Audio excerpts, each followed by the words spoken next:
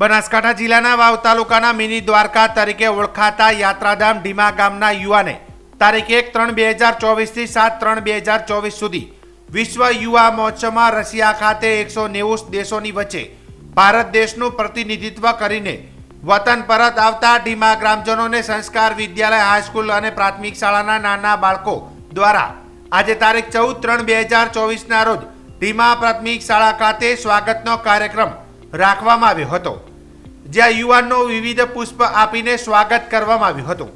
આ દરમિયાન યુવાને શાળાના વિદ્યાર્થીઓને શિક્ષણ બાબતે કઈ રીતે આગળ વધવું જેના વિષય પર સ્પીચ આપી હતી। ત્યાં કઈ રીતે યુવા મહોત્સવ યોજવામાં આવ્યો હતો તેના વિશે ગામ લોકો સહિત બાળકોને માહિતગાર કરવામાં આવ્યા હતા। ત્યાં એક સાથે વિશ્વને એક મંચ પર મળવાનું સૌભાગ્ય મળ્યું હતું। શિક્ષણ, પર્યાવરણ, ટેકનોલોજી, આરોગ્ય અને વિશ્વ એક પરિવારની ભાવનાને સાર્થક કરવાનો પ્રયત્ન અને પ્રોજેક્ટો રજૂ કરવામાં આવ્યા હતા।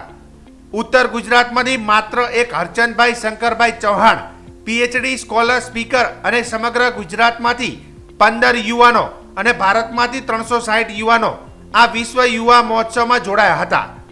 રશિયન સરકારે આવવા જવા માટે સ્પેશિયલ ચાર્ટર્ડ પ્લેન મોકલ્યું હતું।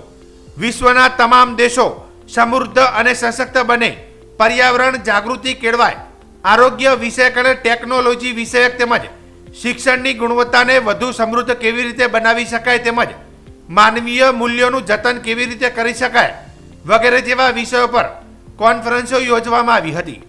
હરચંદભાઈ ચૌહાણે બનાસકાંઠાને ગુજરાત અને ભારતનું ગૌરવ વધાર્યું છે। વિશ્વના 190 દેશોના 20,000 યુવાનોએ પોતાના વિચારો થકી એકબીજાને જાણવાના અને વિશ્વ એક પરિવારની ભાવનાને સાર્થક કરવાના નમ્ર પ્રયત્નો કરવામાં આવ્યા હતા। જોકે શાળામાં સ્વાગત દરમિયાન ઉપસ્થિત ઢીમા પ્રાથમિક શાળા આચાર્ય ભુરાભાઈ રાજપૂત, સંસ્કાર વિદ્યાલય હાઈસ્કૂલના આચાર્ય થાનસીજી જાડેજા, વિરમસિંહજી ચૌહાણ, BR આંબેડકર પ્રાથમિક શાળાના આચાર્ય હરિરામભાઈ ચૌહાણ, આંબેડકર નગર પ્રાથમિક શાળાના આચાર્ય રમેશભાઈ ખત્રી, SMCના અધ્યક્ષ ઠક્કર દશરથભાઈ, બ્રાહ્મણ નરસિંહભાઈ, શિક્ષક પંડ્યા વિઠ્ઠલભાઈ સહિતના નામી અનામી લોકો મોટી સંખ્યામાં ઉપસ્થિત રહ્યા હતા।